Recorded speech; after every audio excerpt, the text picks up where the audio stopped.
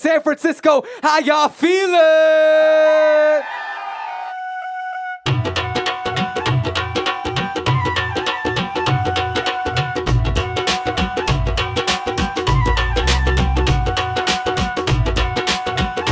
San Francisco, make some noise!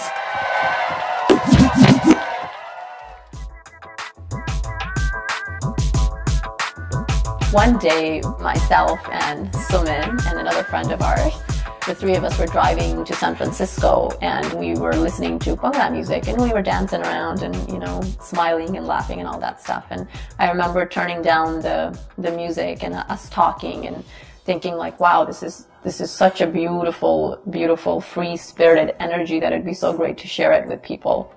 So we put an ad on Craigslist a few days later to see if anybody would even be interested in learning about it. Didn't really have a huge response. I think it was just a couple of people. Started the first class. And then after that we got all these responses and we were like, now what do we do, you know? And someone was like, well, how about we get a studio and try teaching it?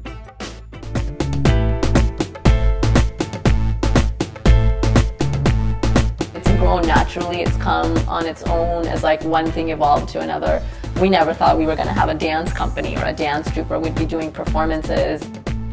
I'm really proud of it because many of these women, they didn't grow up doing this dance. They learned it in classes and they've come a long way as dancers.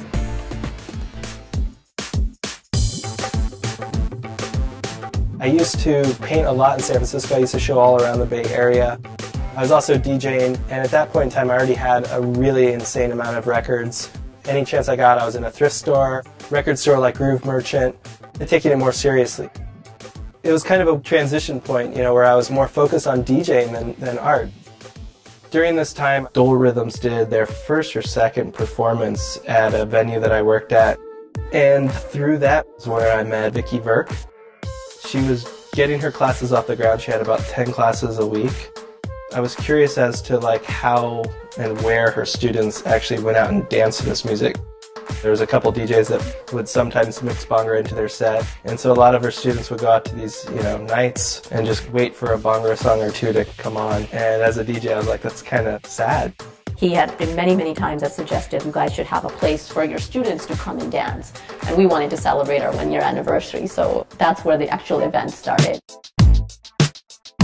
The first one, we got like 75 people out. It was at an art gallery in the city. It was called the Punch Gallery. I remember us writing down all kinds of random things on a piece of paper and like, what are we going to call it? We suddenly were like, Non Stop Bhangra. That was the idea of like, we'd play Bhangra music and people would come and dance. It's been something that we've watched grow from something that we didn't expect really to happen into this thing that we had to learn how to take care of. These people are really talented at what they do and they really work really hard at bringing this together. So it's really remarkable.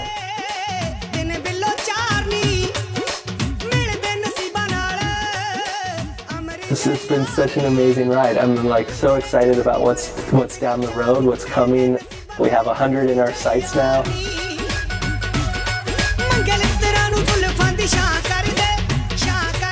And I feel like in the next 4 years, a lot of people are projecting that the next big push for Bhangra is going to be North America, and I feel like we're right at the heart of it.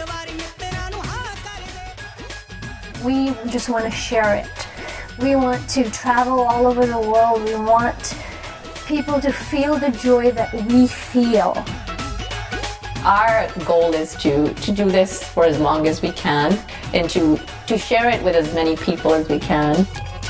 NSB has become this home that people come to every month, and those people want to see it grow. I want to see it grow, and all the places you can like go with it. And who knows what's coming in the future, but our love for what we're doing is, you know, is so passionate still, and I'm really excited to see how far it can grow. We just have to keep going with it. Just have to keep dancing nonstop.